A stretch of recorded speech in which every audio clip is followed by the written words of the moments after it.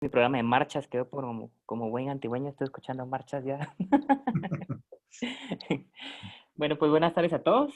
Yo soy Julio Hamilton Noriega Díaz, estoy en la unidad de consulta externa en lo que pueda servirles el modelo del año pasado, les digo.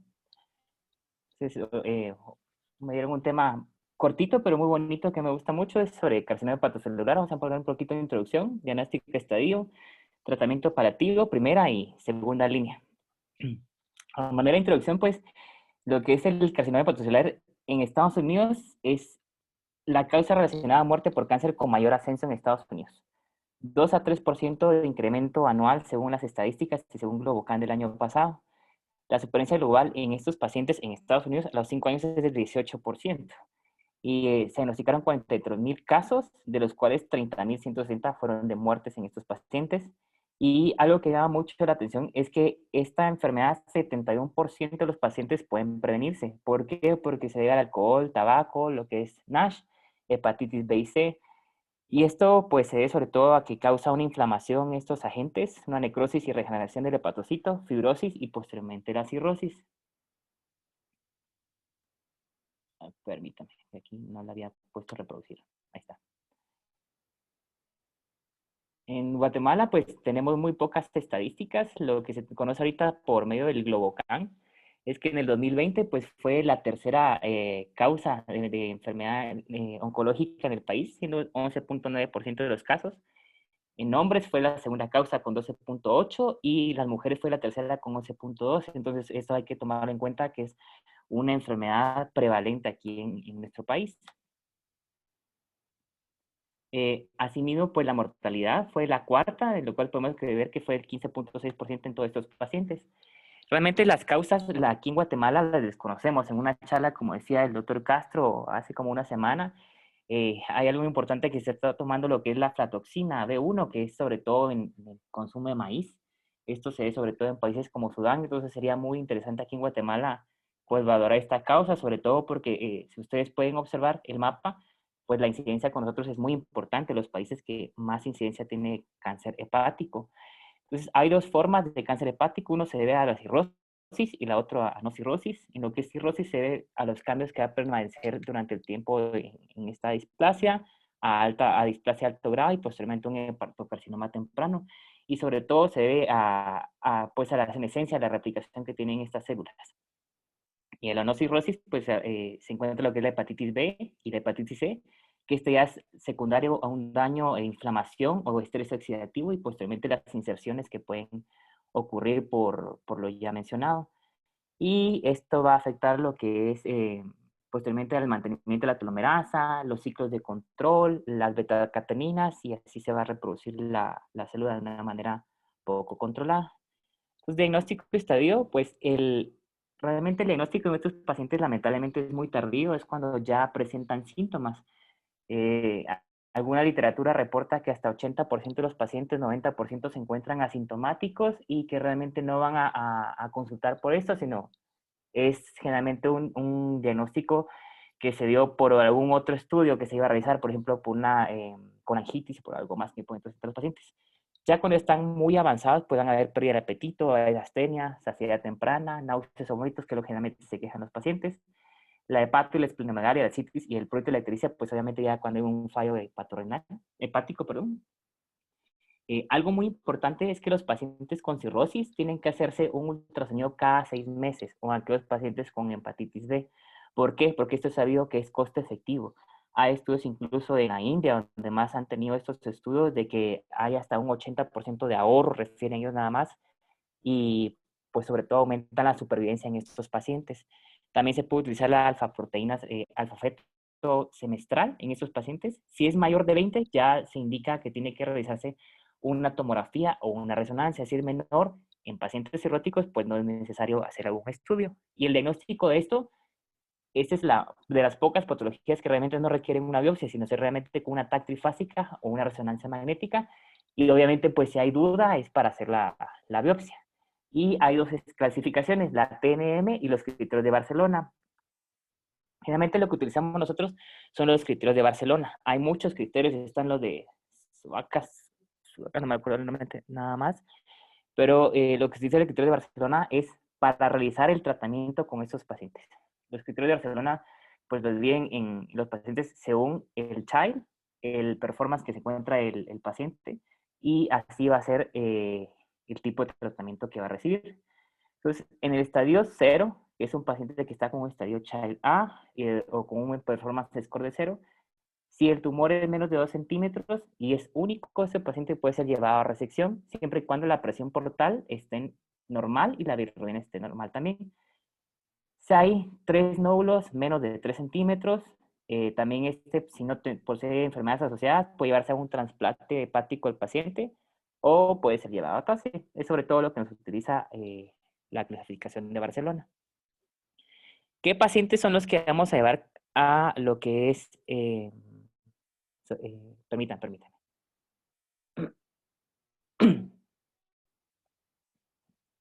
A los que se van a llevar trasplante.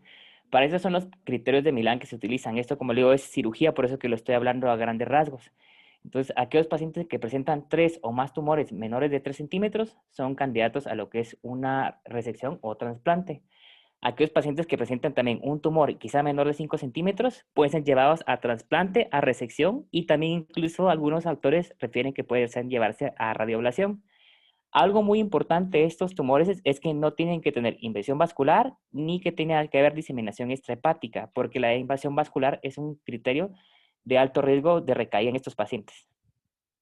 Entonces, aquellos que están en enfermedad temprana y resecable, es decir, tumores menores de 5 centímetros o quedan 3 tumores menos de 3 centímetros en un mismo segmento y que no tengan invasión vascular, van llevados a lo que es a trasplante hepático o a cirugía.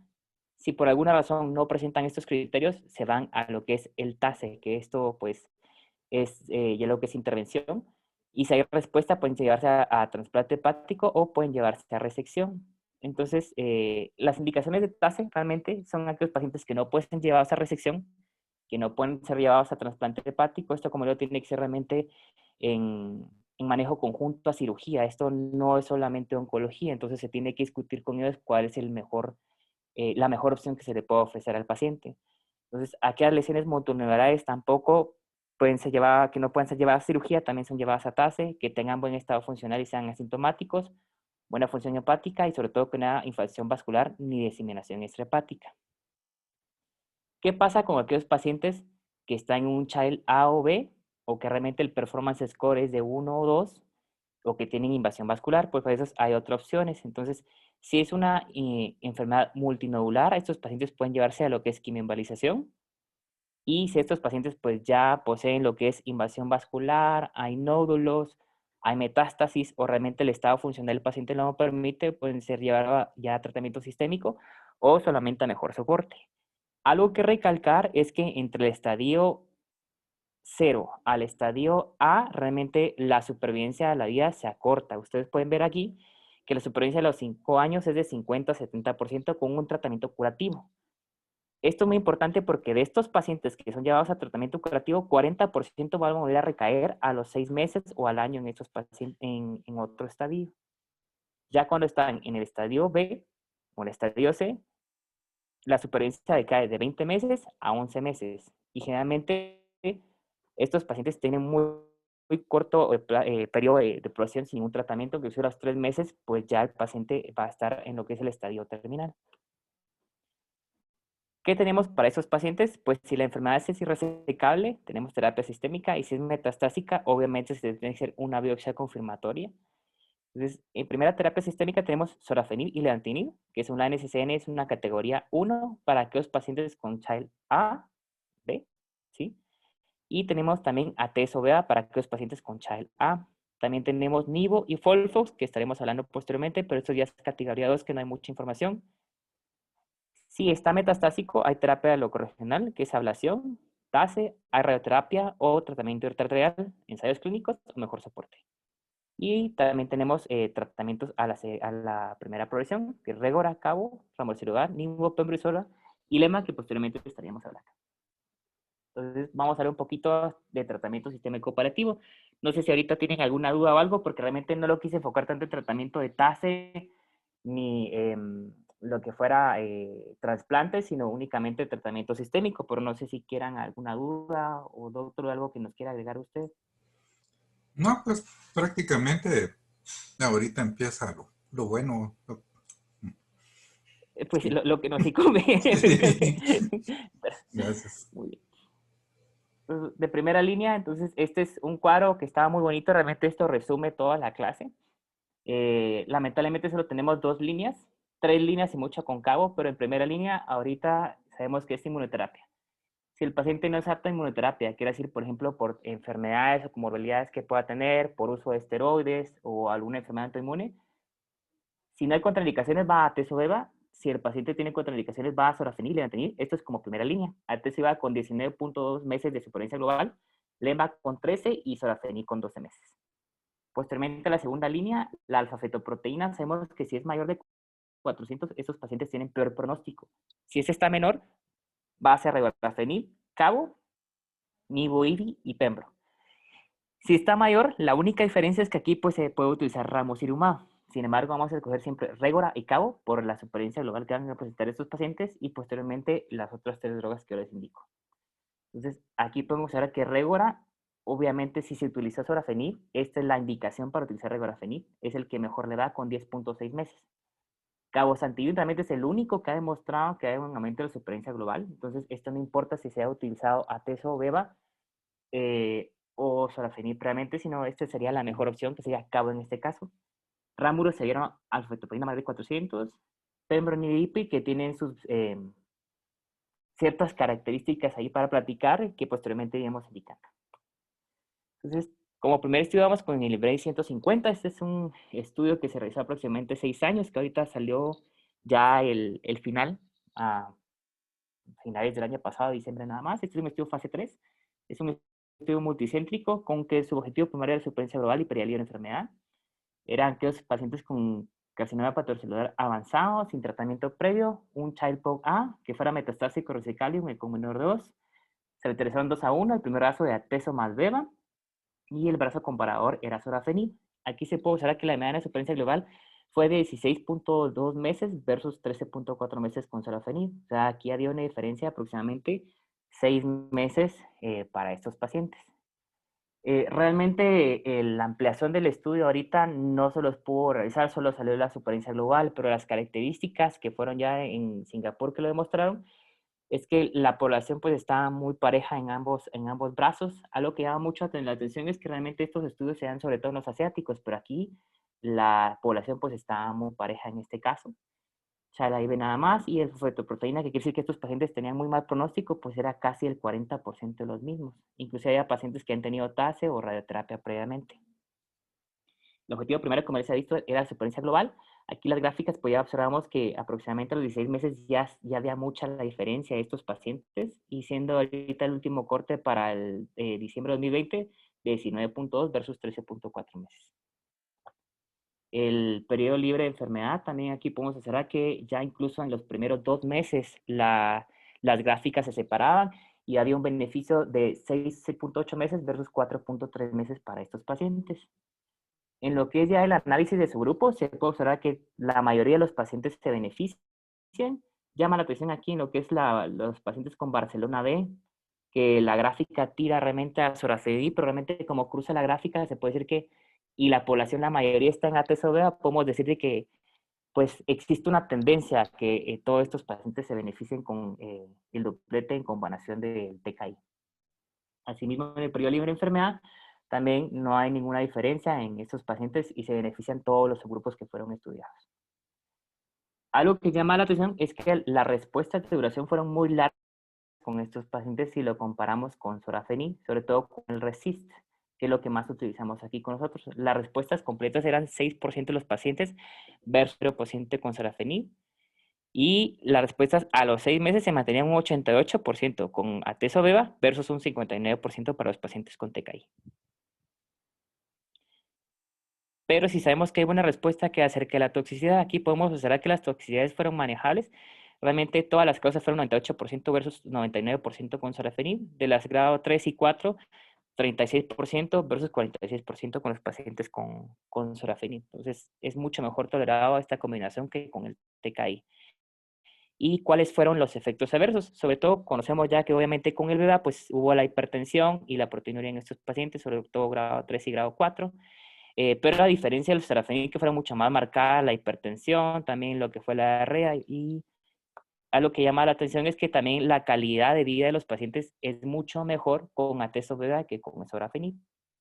Entonces, ¿qué sabemos de que con atezolizumab hay un incremento en la supervivencia global y periodo libre de enfermedad de 19.2 meses y 6.8 meses versus sorafenib con un adecuado perfil de seguridad, calidad de vida en primera línea?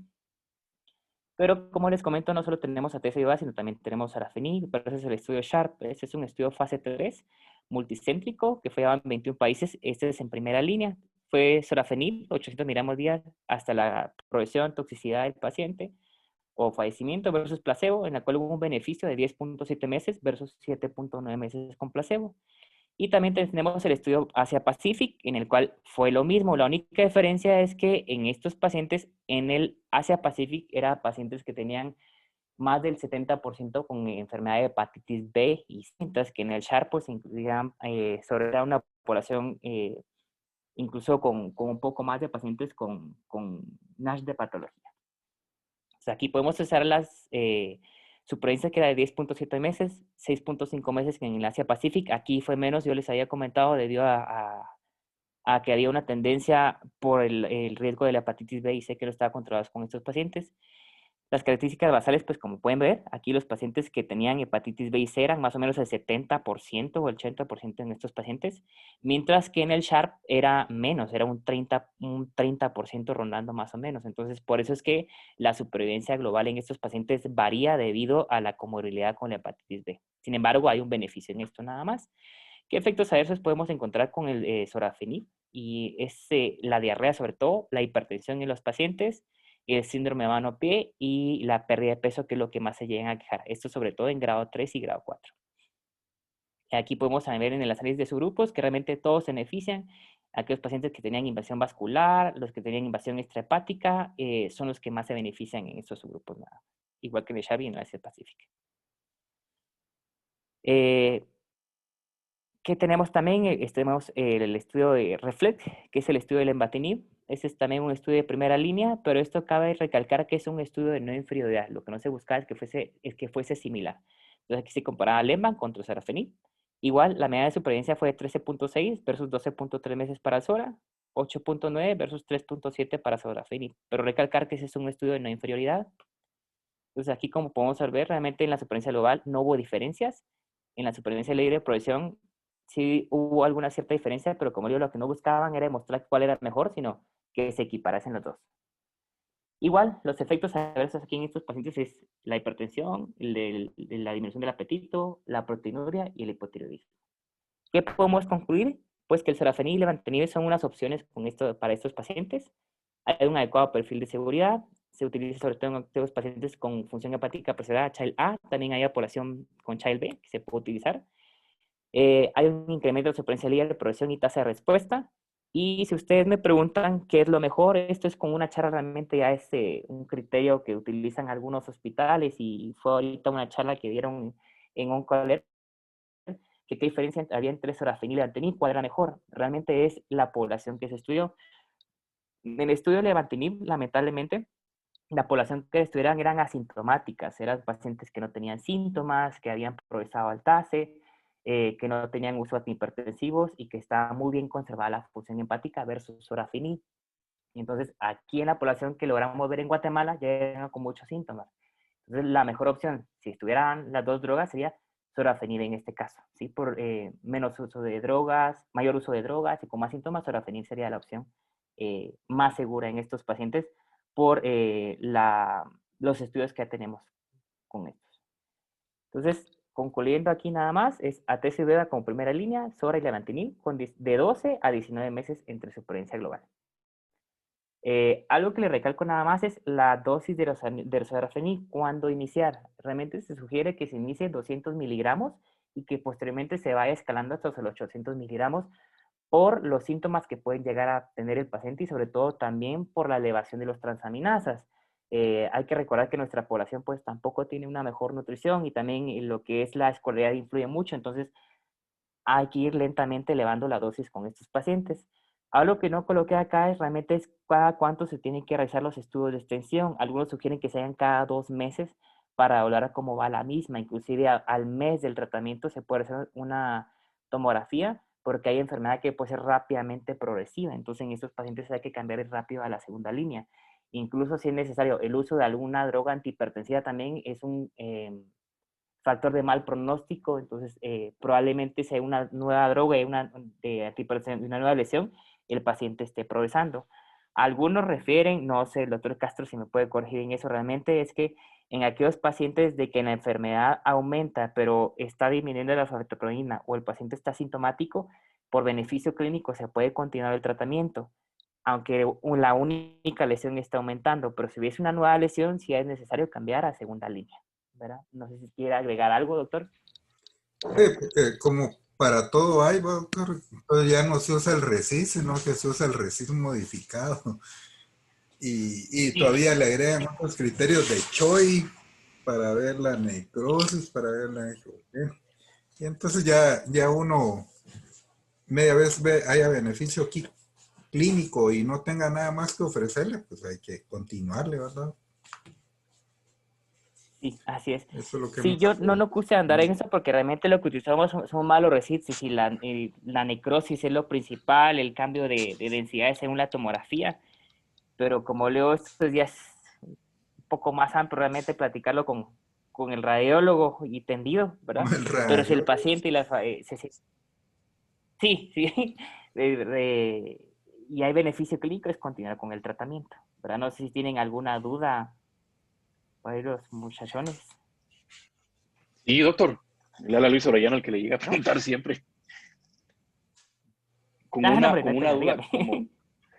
como en este estudio de Sharp, sí hubo diferencia en cuanto a Ajá, la sobrevida global, a la progresión radiológica, pero no hubo diferencia en cuanto a la progresión sintomática.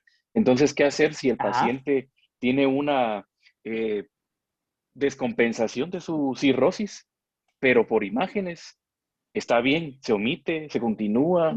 Es que la situación es que si el paciente ya realmente presenta una progresión por la propia cirrosis, hay que recordar que dentro de unos efectos adversos del propio SORA o LEMA es la hemorragia que pueden llegar a tener los pacientes. Entonces, realmente las descompensaciones con ellos, ya incluso que entren a un Child C, sería para que el paciente ya ni siquiera recibiera tratamiento, sino solamente entrara a mejor soporte médico. ¿Verdad? Las propias descompensaciones de la propia cirrosis hacen que el paciente tenga un peor pronóstico y que tampoco se pueda continuar con tratamiento. Y como yo les había indicado, ¿por qué? Porque la población que llegaron a tomar para los estudios es una población sana, entre comillas, que realmente es un Child A y lo más es un Child B. Aquellos pacientes que hacen un Child C, aunque la enfermedad haya ido disminuyendo, realmente son para allá, para mejor soporte médico estos pacientes, lamentablemente. ¿Verdad? Sí, Ok, ok. porque tenemos buenos medicamentos contra el cáncer, pero para la cirrosis no ha habido mayor aumento, mayor beneficio, ¿verdad? Muchos pacientes mueren de la insuficiencia hepática y no del cáncer, ¿verdad? Que es lo curioso. Lo otro que nos decía el doctor Gatica, que hablamos ayer, fue que el chai uno debía calcularlo conforme miraba al paciente, y eso es algo que en medicina interna uno tiene la opinión de que si ya es un child B, pues ya es B para siempre. Pero él decía que si llegaba con cirrosis, uno le daba tratamiento médico, lo bajaba y ya lo convertía a un child B y ahí sí ya le podía dar tratamiento, ¿verdad? Adelante, Sí, doctor. otra cosa que también mencionaban es que, por ejemplo, que el chai siempre se tiene que hacer con cada cita, ¿verdad? Porque si existe descompensación del paciente, aunque la enfermedad esté controlada, pero siempre sigue una descompensación, entonces hay que ver qué es lo mejor para el paciente. Así que esto es lo más importante con estos pacientes es siempre estar viendo el chai, ¿verdad? Porque también se puede descompensar muy rápidamente estos pacientes. Ok, gracias. Buenas tardes, doctor. Hola. En cuanto al diagnóstico, digamos, se considera que la TAC trifásica y la resonancia son similares. ¿Usted tiene Sí, preferencia para el diagnóstico en alguno de los dos? ¿Prefiere algún estudio por algo en especial? la verdad es que a mí me enseñaron lo que esté a la mano. Si sale más barata una tomografía, si hay una tomografía. Si hay una rezo. Pero realmente las dos le dan el diagnóstico, ¿verdad? Inclusive hasta si son fibrolamelares, que aquí no lo incluí, pues los fibrolamelares también tienen sus diferencias, incluso hasta por tomografía, según me cuentan los que, perdón, en resonancia, también se puede hacer el diagnóstico incluso ahí, pero realmente es lo que usted tenga a la mano. Si tiene una tomografía trifástica, una tomografía trifástica. Si tiene una rezo. Obviamente por costos es más fácil una tomografía trifásica que una resonancia. Yo por costos preferí una tomografía trifásica. Ok, gracias. Y es más fácil de interpretar también, ¿verdad? Porque esas resonancias son difíciles. Doctor, También. lo otro es que yo creo, si no estoy mal, que si usted hace tomografía debe llevar el seguimiento con el mismo estudio. Si no estoy mal. Y Sí, sería eso, como, sí, eso es incluso para todas las patologías, de que si usted hace con una resonancia, con resonancia se vigilan a todos los pacientes. Si inicia con tomografía todos.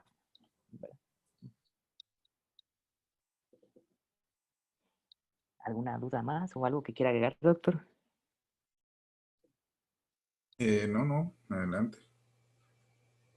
Entonces iniciamos Oh, con segunda línea, ¿sí? ujú. Sí, ya después, Y doctor, con para terminar. no interrumpirlo, sí. Muy bien, tenemos aquí varios estudios. Primero tenemos el estudio RESOURCE, que es el estudio de regorafenib. Es un estudio también fase 3 de segunda línea como objetivo de supervivencia global. Los pacientes, muy importante, que habían progresado a sorafenib y que estaban con una clase funcional de 0 a 1 y un child POC-A. Eso se comparaban contra placebo. Esta terapia era dada hasta la toxicidad o progresión a la enfermedad o muerte del paciente. Entonces, como aquí podemos observar, hubo beneficio en la supervivencia global de 10.6 versus 7.8 meses contra placebo, libre progresión de 3 meses versus 1.5 y tiempo de la progresión igual de 3.2 versus 1.5 meses. Dentro de los efectos adversos que podemos encontrar con este tratamiento, es sobre todo el síndrome mano-pie, la hipertensión y la elevación de las transaminasas en algunos casos, aunque realmente es similar a lo que es el placebo. Entonces, es el único tratamiento sistémico en segunda línea que ha mostrado beneficios en supervivencia y que progresan al tratamiento con sorafenib. Entonces, si utilizaron sorafenib, la siguiente sería regorafenib en estos pacientes. Tenemos el siguiente estudio que es el REACH-2, que es un estudio de segunda línea también de fase 3, que es ramucirumab. Estos pacientes tenían que tener un alfa-feto arriba de 400, un CHALPOG-A, y que habían tenido antecedente de tratamiento con sorafenib. Estos pacientes también fueron 2 brazos de ramu versus placebo. Y aquí, como podemos observar, las características eran muy equitativas, fueron 64 pacientes, generalmente un child que podemos observar aquí, que está el 62% que está en un child A.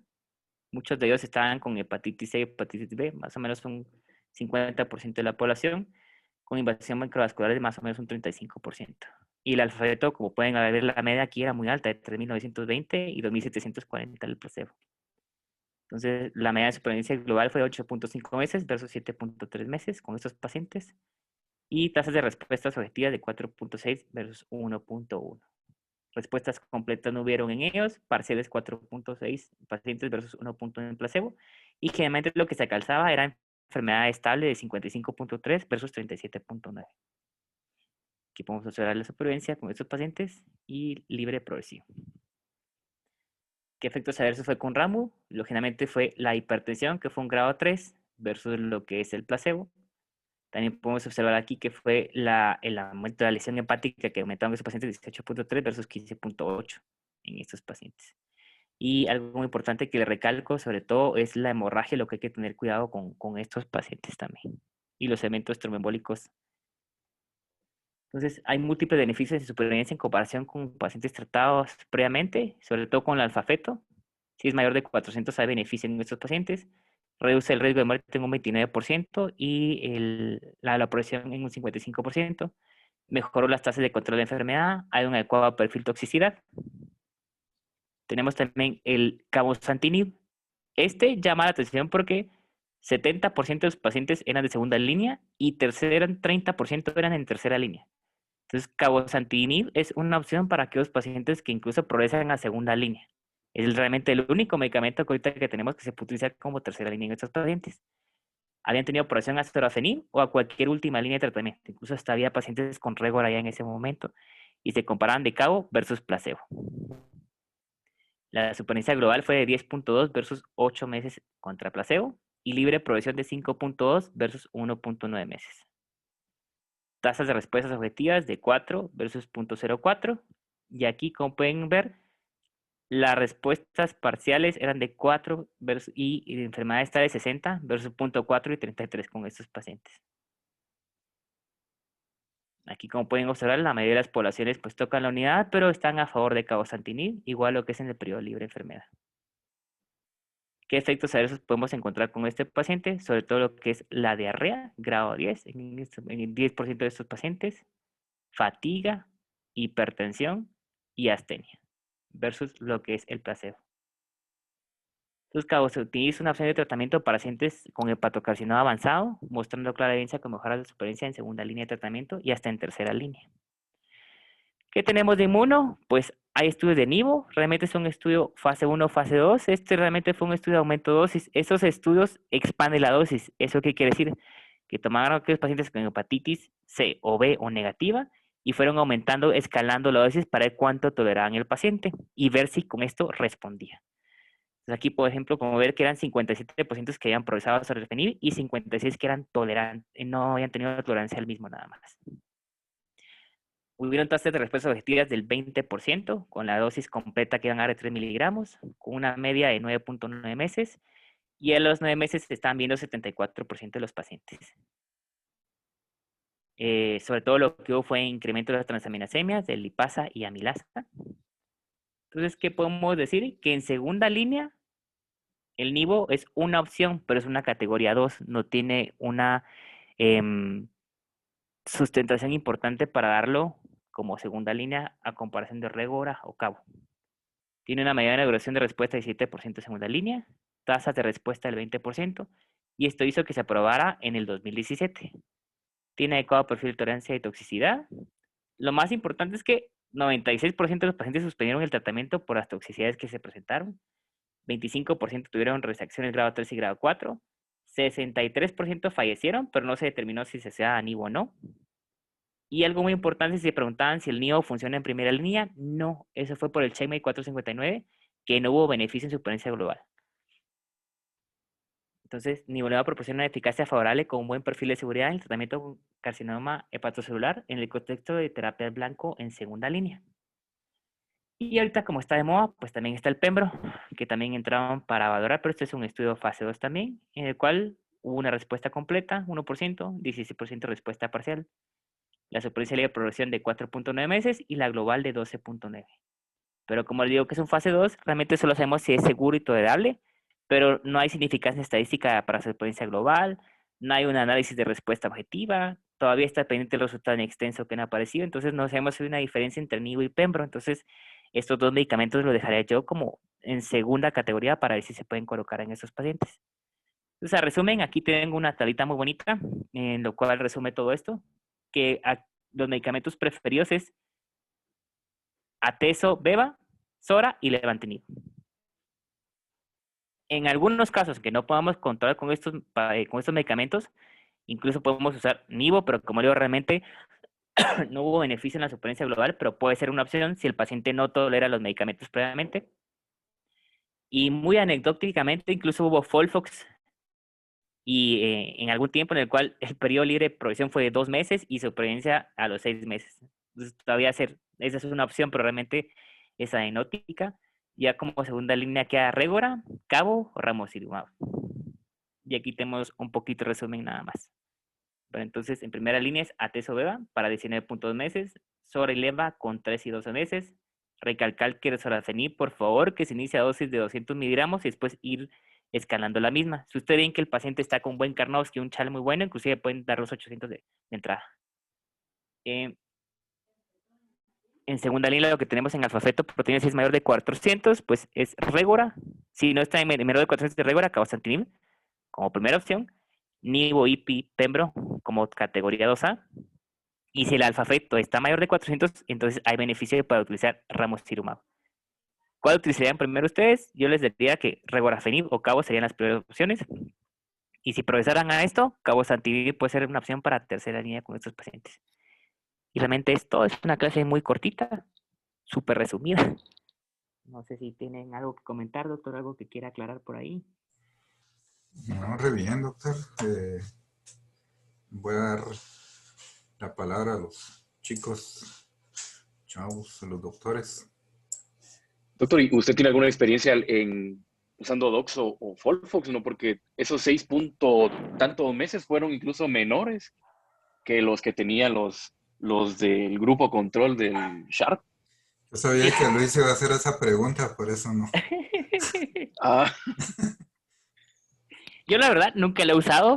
Esto fue solamente anecdótico. ¿Y por qué? Porque realmente son pacientes que, yo no sé si ustedes han visto cómo toleran los pacientes el Folfox en lo que es en cáncer de colon. Entonces, en carcinoma hepático, pues aquí el miedo es empeorar el child, las hipertransaminasemia que puede hacer, y recordar que también los platinos pues pueden causar cirrosis. Entonces, nunca lo he utilizado realmente. La verdad es que solo anecdótico, no lo he utilizado y no tengo experiencia con tratar pacientes así. Bueno, gracias. o sea, doctor, si usted ha tratado pacientes así. Estuve ahí cuando estaba en el Incanse y echábamos lo que tuviéramos, Doxo, Cispla y de Agua todo. de pinol. Tamoxifen le dábamos a unos, que era lo que se usaba en aquellos pacientes que ya estaban en Child. Luego vino el resurgimiento de la talidomida también, le dábamos. Pero era por la pura necesidad de hacerle algo al paciente, ¿verdad? No dejarlo que fuera sin luchar. Ahora en cáncer de hígado me ha llamado mucho la atención una parte que es que la carga viral no se trata, ¿verdad? Yo recuerdo de una chica que vimos como de 23 años de edad que, que tenía un hepatocarcinoma y llegó como con un tamaño de 12 centímetros y ella estaba desde los 19 años en infecto, ¿verdad? Y por una de esas casualidades pasó a infecto y luego a onco, pero los de infecto tenían una carga viral, no recuerdo, pero muy grande, y con los nuevos medicamentos que se usan para curar la hepatitis B, aquellos le comenzaron a dar. Y nosotros como a los 2 meses le empezamos el sorafenib, que fue cuando llegó. Pero la paciente tuvo una respuesta como a los 3 meses completa, ¿verdad? Y ella logró vivir como unos 4 años. ¿Sí? Esa fue un caso del que siempre me recuerdo. No, por más que he intentado buscar información acerca de si dar tratamiento contra la hepatitis B o C mejora los resultados, no he encontrado, y en los estudios de onco realmente no toman como la carga viral que pudiera ser como el SIDA, digo yo, ¿verdad? Que mientras menos carga viral tendrían mejor respuesta. Hay una parte en la NSCN, en las guías, doctor, no leo, no me recuerdo el estudio nada más, pero ahí sí mencionan que, por ejemplo, que los pacientes antes de dar ese tratamiento que deben que tener una carga menor de 100, y si hay mejoría en la supervivencia global, pero sí está en la guía NSCN, otro, no recuerdo ahorita realmente el nombre, se lo voy a buscar, pero sí lo indican ahí, inclusive lo recomiendan antes de iniciar tratamiento. Déjeme ver si se lo consigo por acá, porque por ahí lo vi. Que eso fue un machuque que me hicieron. Lo encontré. O sea, no se le olvidó, dice. No, juez, jamás se me va a olvidar. Entonces, realmente que recomienda que la carga está menor de 100 y si hay beneficio en supervivencia global. Déjeme ver si se lo encuentro nada más ahorita por acá. Pero si hay beneficio con esto, doctor, sí. Bueno, si no. Y eso era como lo que teníamos que dar. Y la otra cosa que en hepatocarcinoma lo que debe uno luchar es por el diagnóstico temprano. Ahora que esos 5 meses en que el paciente se hace el diagnóstico y llega a la consulta, son los que debería uno de luchar por disminuir. Porque ya con 5 meses de tener el hepatocarcinoma ya es inoperable, pues ya les da uno tiempo a avanzar. ¿No? Yo creo que hasta los oncólogos deberíamos de poder ver ahí las lesiones tumorales, ¿no? Aquí con nosotros. Realmente sí. Sí, eso de llevar un poquito de radio a veces es muy importante porque si no, a veces no hay mucha confianza o tal vez porque no tienen la opción de ver tanto tumor. Pero Sí, yo hice un curso de 2 años de ultra y a ultrasonidos obstétricos, o sea, no, no, no, solo para el seguimiento de los hepatos, de los tumores de ovario, de las ascitis. Y realmente, pues si uno se entrena solo en eso, adquiere buen ojo. Doctora Chalí, usted que es la especialista de hepatocarcinomas. No, claro, la verdad es que estuvo muy bonita la clase. Pero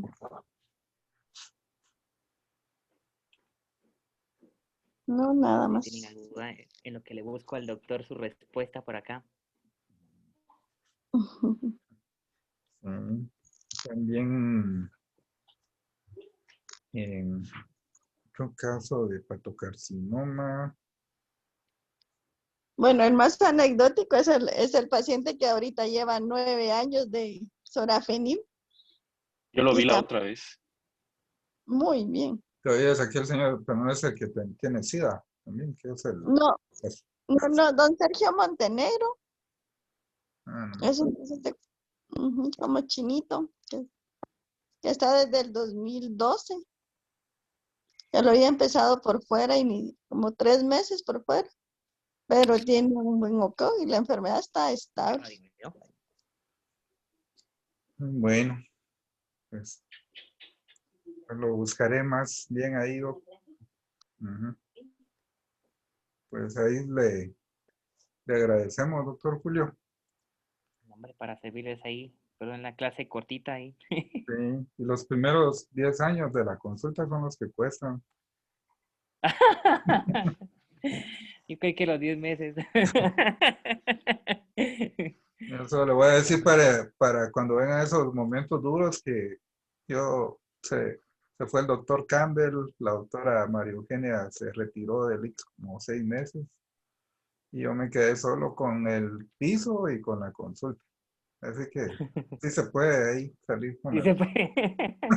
como 6 Muy meses. bien. Bueno, gracias a todos y buenas noches. Igualmente, feliz noche.